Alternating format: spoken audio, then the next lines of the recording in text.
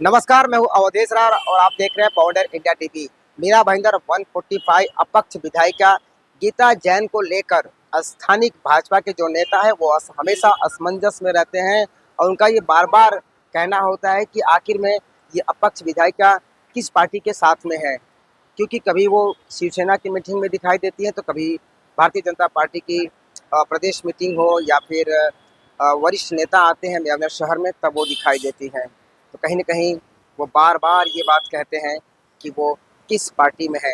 जब हमने गीता जैन से ये बात पूछी थी आखिर क्या वजह है, तो उन्होंने कहा कि यहाँ के जो स्थानीय नेता हैं वो इन्हें यहाँ की मीटिंग में नहीं बुलाते हैं, क्योंकि 2 दिन पहले ही एक प्रदेश की एक मीटिंग हुई थी जहाँ पे भाजपा प्रदेश अध्यक्ष चंद्रशेखर बावनकुले यहाँ पे आए थे। यूपी के सभी नेतागण यहाँ पे आए हुए थे, लेकिन वहाँ पे अपक्ष विधायिका गीता जैन नहीं दिखाई दी। आखिर क्या है पूरा मामला?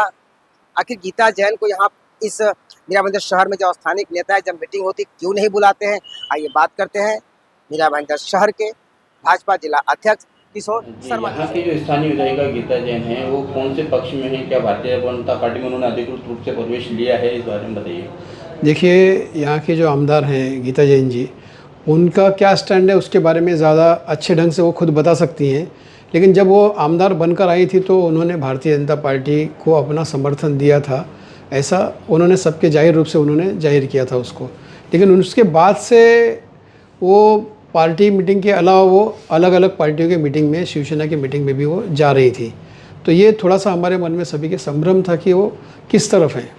उसके बारे में उनसे चर्चा की एक बार बात हुई थी मेरी, तो उन्होंने कहा था कि नहीं, हमारे जो वरिष्ठ हैं उन्होंने उनको कहा ऐसा करने के लिए। तो उसके बारे में वरिष्ठों ने तो मुझे उनसे मैं जानकारी ले नहीं सकता अगर उन्होंने मुझे कुछ बताया नहीं है। और इन्होंने जो बताया है तो बेहतर ये जानती है कि इनको क्या इंस्ट्रक्शन है, किसने दिया है, कहाँ से दिया है, क्या है।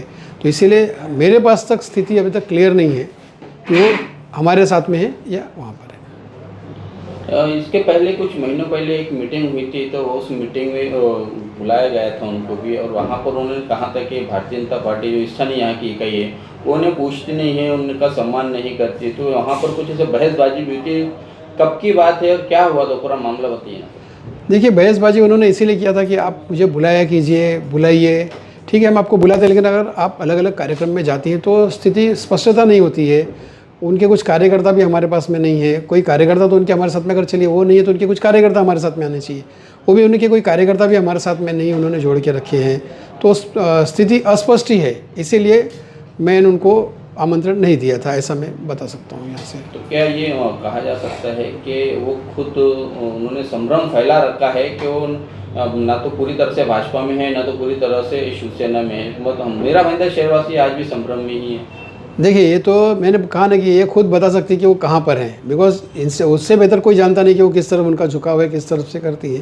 हालांकि कई कार्यक्रमों में भारतीय जनता पार्टी का उन्होंने बैनर लगाकर गोविंदा वगैरह उन्होंने जो अलग अलग कार्यक्रम थे उन्होंने किए थे, लेकिन उनके कार्यालय पर या कहीं पर भी नहीं है। टेक्निकल रीज़न है, क्या रीज़न है, किस तरह से है, वो बहुत ज़्यादा मैं उसको स्पष्ट नहीं कर पाऊँगा उस चीज़ को मैं यहाँ पर। किशोर शर्मा जी, अभी 2 दिन पहले जो पदवीधर मतदार संघ की जो मीटिंग हुई थी और उसमें महायुति के घटक दल के सभी नेताओं को बुलाया गया था, लेकिन उसमें गीता जैन को नहीं बुलाया गया। और उनका आरोप है कि जो बैनर बनाया गया उसमें भी उनका फ़ोटो नहीं डाला गया, जबकि प्रताप सरनाईक का और बाकी नेताओं का डाला गया था। तो उन्होंने आपके ऊपर आरोप लगाया कि आप भेदभाव करते हैं। नहीं, भेदभाव तो नहीं करते हैं। देखिए, कैसा है कि अगर स्थिति स्पष्ट रहे, आप हमारे कार्यालय में आते रहें, जिला कार्यालय में आते जाएं, तो हम समझेंगे ना। यहाँ पर वो कहीं पर उनका यहाँ पर आना जाना होता नहीं है, और वो दूसरी मीटिंग्स में दिखाई देते हैं। अभी आप पिछले न्यूज़पेपर में भी कहीं पर था कि मैंने देखा था कि उसमें उन्होंने वहाँ की मीटिंग ज्वाइन की थी, उस मीटिंग में वहाँ पर बैठी थी। तो उसका इसके पहले मैंने बात की थी उनसे, तो उन्होंने कहा हमारे वरिष्ठों ने कहा है। तो अब वरिष्ठ और वो जान सकते हैं उस चीज़ को। जब तक मेरे सामने स्थिति स्पष्ट नहीं होगी तब तक मैं कोई निर्णय नहीं ले सकता ना मैं कुछ। नहीं, लेकिन ये महायुति के जो नेताओं को बुलाया गया था उसमें उन्हें बुलाया जा सकता था। नहीं, महायुति के हिसाब से उनको बुलाया जा सकता था, लेकिन कोई कारणों से नहीं उनको बुलाया गया। अभी आपने बात कही कि वो कार्यालय में आएंगी जाएंगी तब आप समझेंगे, लेकिन क्या हर एक नेता आपके कार्यालय में आता है क्या युति का, क्योंकि वो युति को समर्थन दे रही हैं? देखिए, युति का विषय है, ये जो विषय होगा, ये विषय के बारे में हमारे प्रदेश के अध्यक्ष भी थे वहाँ पर और अन्य नेता भी थे, तो उसके बारे में स्पष्टता वो दे सकते हैं। बहुत ज़्यादा मैं स्पष्टता उसके बारे में आपको मैंने शर्मा जी, आप इस शहर के जिला अध्यक्ष है, बहुत बड़े पद पर है आप, और भारतीय जनता पार्टी की वो विधायिका है या उन्होंने समर्थन दिया है भारतीय जनता पार्टी को, उनका भी एक बहुत बड़ा पद है। ठीक है, अब उनका कहना है कि जो वरिष्ठ जो है पार्टी के नेता, उनसे उनकी बातचीत हुई है, तो क्या आपने अपनी जिम्मेदारी निभाते हुए आपके वरिष्ठों से जानकारी हासिल करने की कोशिश नहीं की क्या कि भाई ये इनको लेकर हम लोग संभ्रम में हैं, तो इनकी आप जो की स्थिति क्या स्पष्ट करें, आपका भी कर्तव्य बनता है ना। नहीं, मेरा कर्तव्य बनता है, मैं मानता हूँ, लेकिन कैसा है, कुछ चीज़ें ऐसी होती कि उसको स्पष्टता मैं डायरेक्टली नहीं ले सकता। कुछ हो सकती है किस तरह से अपर कहते हैं कि अपर जो क्लास होती है उनके हिसाब से जो हमारे वरिष्ठ हैं उनसे मैं कुछ चीज़ें स्पष्टता से नहीं पूछ सकता। नहीं, लेकिन संभ्रम पैदा हो रहा है ना, या तो फिर आप जानबूझ के जो है कि उस चीज़ को क्लियर नहीं करना चाह रहे हो। जैसे कि आप पर आरोप लगता है कि आप जो एक MLA नरेंद्र मेहता के करीबी है और दोनों के बीच में जो खटास है उसी के चलते इनको करीब नहीं किया जा रहा है। देखिए, मैं भारतीय जनता पार्टी के अध्यक्ष के नाते बात कर रहा हूँ कि भारतीय जनता पार्टी में सभी का सम्मान है, सभी को हम अपने साथ में लेकर चलते हैं। भले वो नरेंद्र मेहता जी हों, हमारे पूर्व आमदार हों, या अन्य जो भी पार्टी के लोग हैं, जितने भी लोग हैं, रवि व्यास हो, सभी जितने भी लोग हैं, सारे लोग पार्टी के साथ में जो जुड़े हुए हैं वो सारे भारतीय जनता पार्टी के कार्यकर्ता, उनको मैं समझता हूँ। मैं कभी भी भेदभाव की नीति नहीं अपनाता, मैं कोई भेदभाव नहीं करता हूँ, लेकिन जब चीज़ें स्पष्ट नहीं होंगी उस समय पर मैं कुछ चीज़ें नहीं कर सकता।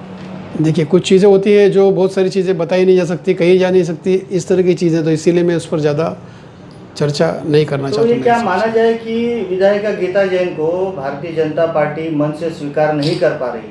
नहीं, स्वीकार करेगी ना, करती हर व्यक्ति का जो भारतीय जनता पार्टी के साथ में जुड़ना चाहता है, जो भारतीय जनता पार्टी के साथ में जुड़ा है, उसका सम्मान है। लेकिन कुछ चीज़ें होती हैं जो कि जब तक स्पष्ट नहीं होती तब तक उस चीज़ के बारे में अपन कुछ कह नहीं सकते।